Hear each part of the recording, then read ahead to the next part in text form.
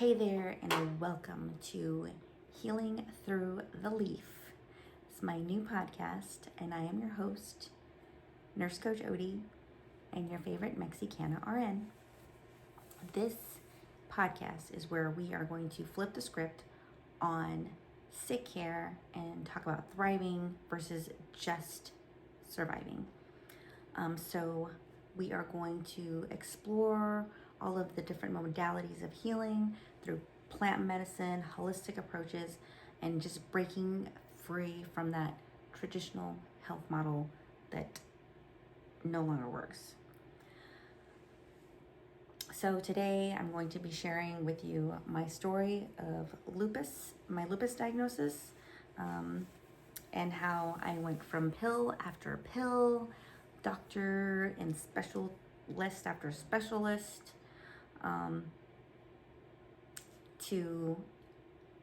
onto an empowered journey of healing.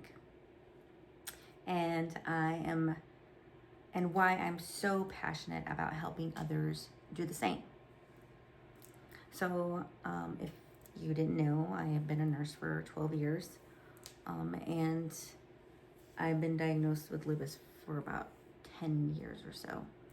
So I was fairly a novice nurse when I was diagnosed. But it took like a whole year for my rheumatology team to give me the definitive diagnosis of lupus, which can be like pretty complicated. There's all kinds of categories and little check boxes you have to check off in order to say, hey, this is the diagnosis we're giving you. When I did get my diagnosis of lupus, I had to learn more about it myself, as I wasn't completely familiar with all the ins and outs of lupus, but I was aware of people who had lupus and who did not have very good outcomes from lupus. So I knew for sure that lupus was going to be the thing that was going to kill me, and I would not ever get better.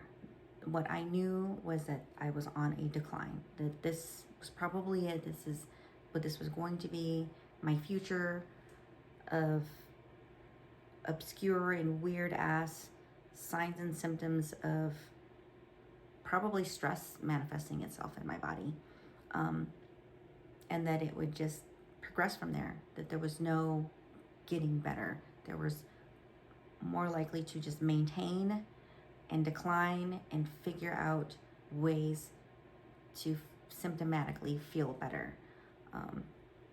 As you know, there's no cure for lupus, and there is a high mortality rate still associated with lupus, even after decades of research that's been done. And the majority of people who are diagnosed with lupus are women of color in childbearing ages.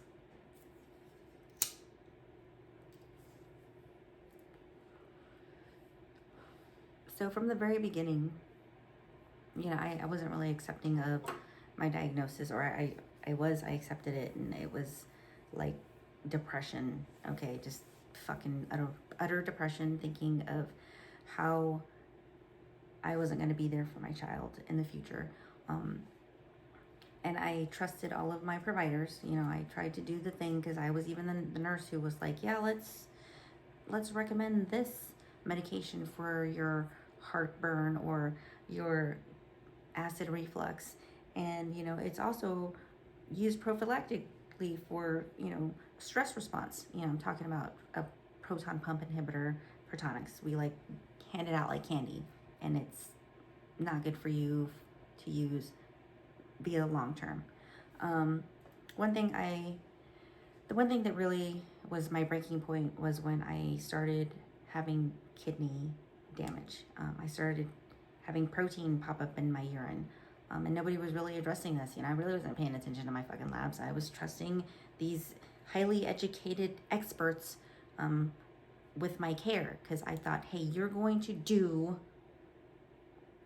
the very best to make sure that I get taken care of, right? That's what we all hope. We hope that they fucking know the best fucking answer to give you so that you don't die like tomorrow. Okay, and you're not already dying yesterday. That's what we want, right? But that's not always the case. And with healthcare, sick care, whatever, my belief now is that it's all just a fucking guess. You know, yes, there are certain things that we have guidelines to treat illnesses. They're there. But honestly, when it's something acute, something we consider an autoimmune disorder, we're taking a big fucking guess. We don't know what it is. Even in the beginning, if you have some weird shit going on in your life, you go in and we try to rule out whatever the fuck, sepsis even. You could just be severely dehydrated, and we're sitting here pumping you full of fucking antibiotics, and then we were like, oh wait, you're good. We didn't even need to give those antibiotics. We just fucking killed all your normal flora. Anyways, I digress. This is what I'm talking about with the sick hair. It's just putting a band-aid on shit, or flying by the seat of your pants. Let's try this treatment because of your weird symptoms, and then kind of go from there. Or try this for 30 days, and if that doesn't work, we'll try an even stronger drug to get your symptoms out of the way. I had urgency. I constantly felt like I had to pee, and it was like, let's try this antidepressant, right? This old school antidepressant, amitriptyline. And if that doesn't work, in 30 days, we're going to put you on this medication that I had handed out to a lot of old men with prostate issues. And I just thought to myself, what the fuck are we doing? Like, are we really trying, or are we just taking a fucking guess? And I would say about 80% of the time we're taking a fucking guess, because we only use 20% of evidence-based research in practice. And that is legit something I learned in NP school just recently. So once I realized that, my kidneys were starting to get fucked up, and, there's no regenerating your fucking kidneys. It's not like your liver. I thought to myself, let's have a fucking powwow with my fucking doctors and see what they say. So I was like, hey, I would really appreciate if I could talk to a clinical pharmacist, because I'm polypharma, right? I'm on 12 fucking medications that I take every fucking day for symptom management. Basically, that's it. There's only one medication that I'm taking still that was specifically for my lupus, and that's hydroxychloroquine, which is an anti-malarial medication. And the mechanism of action is unknown, right? Like, we don't know, but it works, right? When it was prescribed to me by my rheumatologist, I was told, oh my god, this is the best drug ever, like, we should put it in the water. No, we should not put it in the fucking water. I was very trusting. I was very naive. I was still a very new nurse. And I still believed that what I had learned in school was, the truth, the way, and the light, like that was it. Everything else that, other people did, and I used to be that nurse that used to be like, oh my god, do you see that person using essential oils? Like, they really think that's going to help them. You see that person holding a crystal, they really think that's doing something. Or, going out in nature and hugging a tree. Like, oh, I used to think that was some weird shit, right? Until I had to figure something out to make myself better. And I will say, like, the usual that we assume most people know, eating healthy, moving your body, the very basic stuff, calorie deficit, whatever, like eating healthy. Even that, what does that mean? What does eating healthy mean to you, to me, to Bob across the street? Like, it can mean very different things to different people. And then on my journey to looking for alternatives, I found other cultures cooking a specific way, or other cultures that are living longer. And that was another thing that I went down a path on, is learning about cultures who maybe don't get sick as often as we do here in this country, or looking into countries where their population lives a lot longer. They're thinner, they're healthier, they have less disease going on there. Like I learned a lot. I learned about a lot about. I wanted to seek out this information because I wanted to find the best thing for me. And I will say when I went on before I went on my first assignment to Oregon, I had dabbled a little bit with cannabis. Well, actually, I was using cannabis like every day by that time. But when I went to Oregon, it was just like, whoa, there's just so much more to plant medicine than, like it makes me feel good. I started to learn that we had an endocannabinoid system. Learning that we had an endocannabinoid system in our bodies, and everything with a spine has an endocannabinoid system in your body, which is a fancy way of saying an internal cannabinoid system that you can supplement with cannabis, phytocannabinoids. And when I say cannabis, I mean the plant, the entire plant with all 500 beautiful properties that it has inside of it. People wonder, how can one plant treat so many things? We don't look at that plant having 500 types of properties that does like amazing. The entire fucking plant is useful. The whole thing. You could use the entire fucking plant. Like if we just decided to grow hemp for paper and textiles, I mean, we wouldn't be like murdering the earth by killing all of the trees and chopping them down. Like that, I feel legit 100% in my heart that cannabis can save the world. One thing that we're still struggling with is the stigma of cannabis. Like it's a drug, it's people use it to get stoned, right? It's just that lack of education and the fact that we've been lied to forever about how bad cannabis really is. And we're finding more and more there are medicinal properties there. Well, like I feel like I've always known that there was some kind of medicinal value to cannabis. I was very interested in cannabis as medicine even in high school. And I learned that cannabis could help with inflammation of the brain. That blew my mind over 25 years ago, learning that this plant was capable of decreasing inflammation in your brain after an injury. That was wild to me. I mean, I knew very little about the medical, the way we fucking work as human beings. That was fascinating to me. I thought, wow, that's amazing.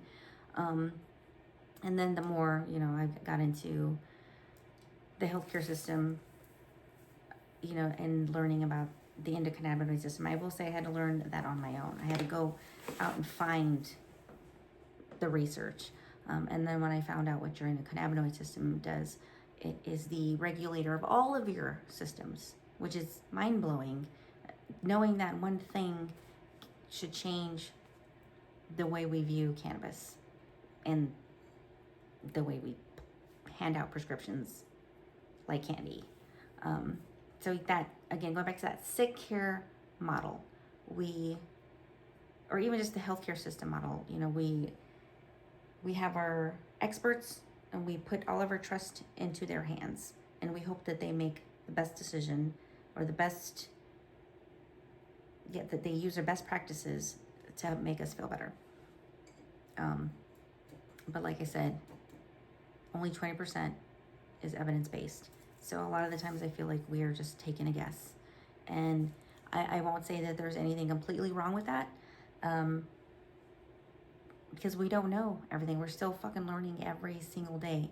But I think if we would impose more evidence-based practice into real practice, that we would be eons ahead of where we are today. But we have a hard time with change as human beings.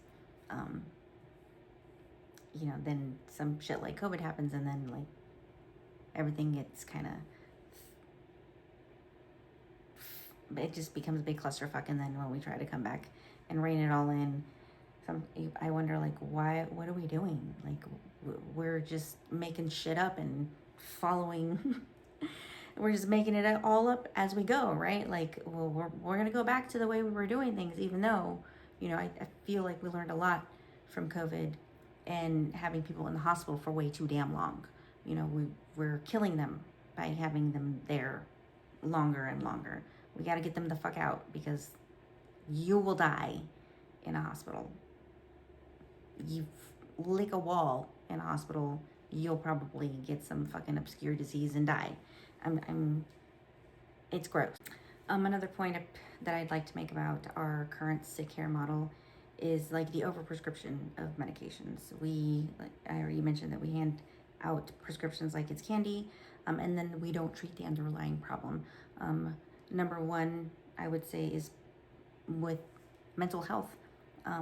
We don't teach children at a very young age how to self-soothe or how to have proper coping mechanisms, because we expect their fucking parents to know that shit. And I don't think most people even know how to have functional, healthy coping mechanisms. Most of us fucking medicate ourselves at home. Drinking alcohol, which is probably one of the worst things people can do. And then that adds a whole slew of other problems on top of if you're over drinking, and it can cause some kind of fucked up family dynamic at home. But we don't teach children to how to handle stress,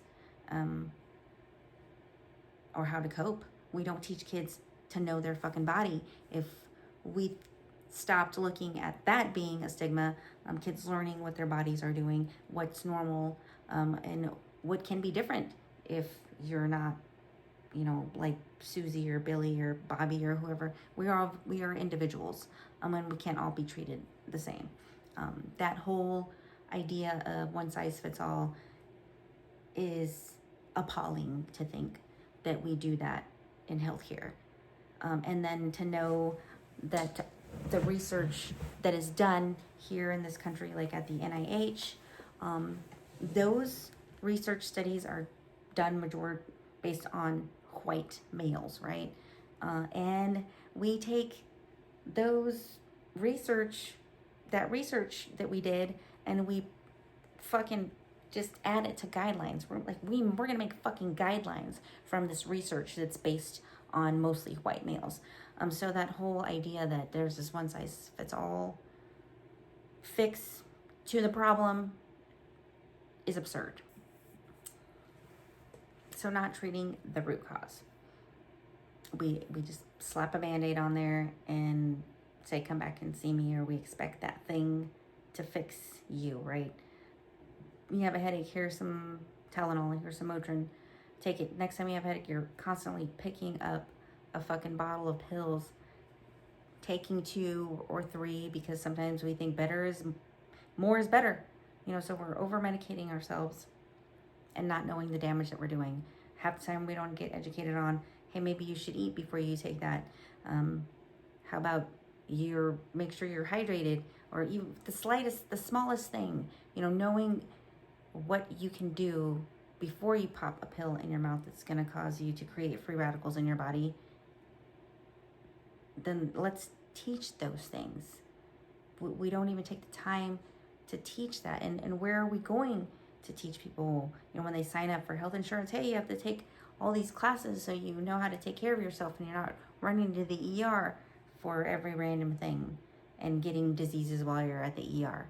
So there's that lack of education when it comes to sick care, and we're just reactive. We're not proactive. And we want to claim that we're proactive. We're not. I mean, the only proactive thing that I can think about is that we tell everybody, it's like, hey, get vaccinated. We got to make sure everybody's safe. And, however you feel about vaccinations, I don't really, we all have our opinions. But realizing that treating the underlying condition that has put you there, is something we don't really touch base on too much. We assume let's say you have hypertension because you're overweight, right? Or hey, I have hypertension. I could use to lose 20 more pounds, right? And that should help my blood pressure, which it will. What is causing me to gain weight, or what is causing me to maintain this unhealthy weight? Is it the fact that I have no control, or is it the fact that I self-soothe by eating and making myself feel better? Those are the things we're not treating. Is it because I just recently had a breakup and I'm depressed and I'm eating my feelings? We're not treating the thing, the breakup, the sadness, the stress at work,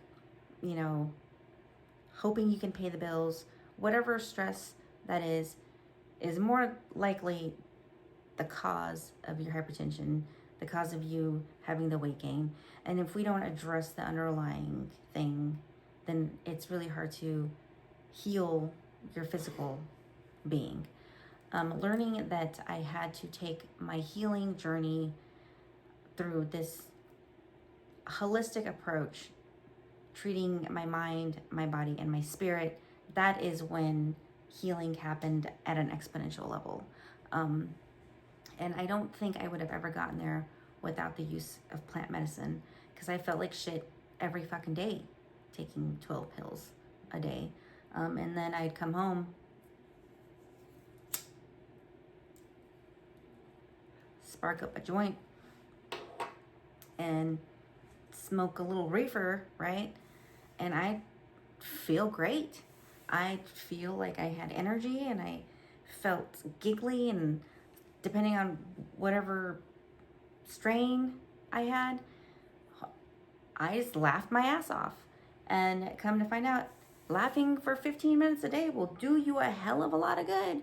So who cares why you're laughing? And why is it such a fucking sin to feel good? Okay? And I don't mean like I'm gonna drink 2 beers and I'm gonna feel good, because then half the time you don't fucking feel good. You drink 6 beers, you feel fucking bloated. You feel, like gassy, or, you're gonna feel like shit the next day if you overdo it, right? And I will say this about cannabis. It may make some people feel like shit because they, maybe, and it's not the cannabis itself. It depends on the type of plant that you're smoking. Because some people are like, how can one thing help treat so many symptoms? Well, it's not just the one thing. It's not just THC. The plant has over 500 properties in it. So think about that. There's different CBD, THC, CBN, CBG, terpenes. I mean, it's just, there's so much to this plant we don't know about, and how it all works together, for the masses. Like, the masses are unaware of how great, if anything, the thing that we've been taught about cannabis is how bad it is. It's terrible for you. It's a drug. It'll lead to, it's a gateway drug, and it's none of those things. And we've been lied to. The things that plant medicine has allowed me to do, with healing on a mind, body, and spirit manner type way, is being able to feel good. That was number one. And then being intentional about my medicine. Being intentional, and regardless of what medicine modality you believe in, if you believe in taking Tylenol every day to help relieve your symptoms of having a headache, then great. Then, if I were to pick up a bottle of Motrin and take me 2 pills, I think at this point, which I really try not to take pills over the counter or prescribed if I can help it, is I would pick this up, when I roll my joints. It's a ritual. It's a spiritual practice. I'm sitting there rolling my joints, and now I pray over the very thing I'm rolling in my hands. I pray that this bring healing to my body. I am intentional. I pray over the food that I make, that it bring healing to my body, and that I I give gratitude that the people who had any hand in making my food, I give gratitude and hope that they feel that too.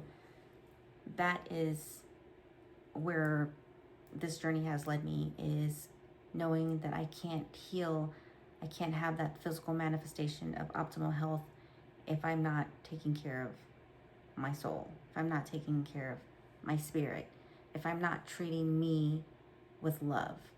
And I think we fail to see that in our everyday actions of overworking, trying to do one more thing for your significant other, for your children, is we're making these sacrifices, but we're not being intentional about loving ourselves. We're just going and on the next thing. Slowing down and realizing you got to heal you. You got to make this better. I think being a nurse, definitely that hits home, because like you really can't take care of somebody else if you don't take care of yourself. Granted, you can fucking show up and work your 12-hour shift, but what kind of healing are you really giving the people you're caring for if you're not healed yourself? I definitely feel that way now. I feel like I can't impart healing, that love isn't there, if I don't know how to love and heal myself. I think that aligns with being an inpatient nurse. If I show up every day and I'm healed and I'm in tune, that whatever it is that I do, if I do a dressing change, if I take some vitals, if I give some medication, that my intentionality in taking care of that human being is amplified, and the healing is there on a different level, not just this idea that I'm pushing meds and the mechanism of action of that medication is what's going to cause that person to heal or feel better. I personally believe that my intentionality in giving that medication to that person is what's going to bring the healing, more than just pushing that medication and thinking there's a chemical reaction happening there, so it has to occur. So getting back to my breaking point and how my healing has evolved. It has gone from trusting the medical professionals out there to help me make the best decisions and the best informed decisions regarding my hair, to kind of looking for the answer myself and being vocal about what I'm doing. I definitely let all of my healthcare providers know what I do. If they don't ask me, if they don't seem to care how much cannabis I use, or half the time I hear you, it sounds like you know more about cannabis medicine than I do, and I also hear whatever it is that you're doing, keep doing it because it's keeping you healthy. And it's kind of hard to have that conversation with my healthcare professionals as another healthcare professional, because sometimes I do encounter providers who bring up the legalities of, well, it's federally illegal, this is why you shouldn't do it. Like, there's no other reason but the fact that it's federally illegal and you shouldn't be doing it. It doesn't matter if it's making me feel better. It doesn't matter that my labs are amazing. They don't seem to take that into consideration. And that's where I kind of have to speak up and say, if there's a better way, then I'd like for you to tell me, because there hasn't been. Like, we tried it. We tried the 12 pills and it didn't lead me anywhere. We can try doing the healthy stuff, working out and eating better. I can't work out if I can't fucking move my body, and I can't move my body unless I'm taking 500 to 1,000 milligrams of naproxen a day, and I can't do that. Can't take the 500 to 1,000 milligrams of naproxen a day without ruining my body, without killing my kidneys, feeling like shit. So no, I'm going to go with the doctor who tells me, whatever it is that you're doing, keep doing it, because that's what's going to keep you alive. That's what's going to keep you healthy. I want to be able to come on here and let you know that I'm here to be your advocate. If you have questions, if you want to know how to approach your healthcare providers, if anything, there should be no judgment there. There should be no judgment as to how you take care of yourself, but I do believe that you should be honest with your healthcare providers if you are an adult and you are using cannabis. Other states, if you're a parent and you are trying to use cannabis to save your kid's life, I pray for you. I pray for all of you, because it can be scary depending on where you are, but it can also be revolutionary if you decide to go on that path, for people who just are desperate for something different. And that's basically kind of where I was. I was desperate to feel better. I was desperate to find a different way, because I knew in my heart that I could be better. I could be healed, and that cannabis has managed to help me get to where I am now. I won't say that I don't ever overdo it. It's been a couple of months. Another breaking point in my life where I thought to myself, hey, I really gotta fucking do something different, is the day I couldn't get out of bed. I overworked myself. I didn't eat very well. I didn't drink enough water. I wasn't medicating myself, and I couldn't get out of bed because I was in so much pain. I did something to my back, my neck, my shoulders. I don't even know where.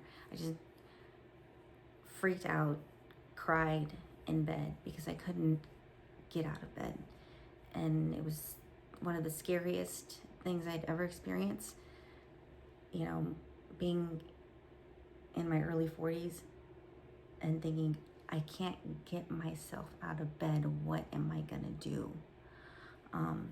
So that was a wake-up call. Even though it was within the past year. That wake-up call was, you got to know when to stop. You got to know when to stop. You got to know that you have to drink, you have to eat, and you ultimately come first. I had to fucking realize that even at work, I had to take care of myself. Even though it was 3 days, 3 shifts, whatever it was, I couldn't let myself push and push and push and go and go and go without resetting, without intentionally moving, like exercising and feeding myself properly and hydrating myself properly. That my body was like, bitch, you don't stop and listen to the things that I'm telling you by giving you minor aches and pains, I'm going to make sure you can't fucking get out of bed. So you got to do something different. And I truly believe that our bodies tell us those things. If you ignore the pain that you have in your back or the pain that you have in your side, come to find out, hey, you're just ruining your kidneys. You're ignoring it. You're not, because we're not one with our bodies. That going back to that, we don't value the clues that our body gives us in the very beginning, when things start to change, or when things start to become worse, or when things start to manifest physically. We just kind of are dismissive of it. We're like, oh, well, maybe it'll get better. And that's your body telling you, hey, pay attention. Okay, you're not paying attention, so something's gonna get worse. You're not paying attention, and then bam, you get the thing that knocks you on your ass and you have a hard time getting back up. So thank you so much for listening to my story. I could talk about this forever, but I will leave you with this. If you have ever felt any of the ways that I had just talked about, feeling desperate, feeling like what else can you do? There needs to be a change. Hit me up. I would love to hear your story. I would love to answer any questions. And I'm so grateful that I'm on here and I'm able to share all of the things that I can with you to hopefully help you on your healing journey. God bless and take care.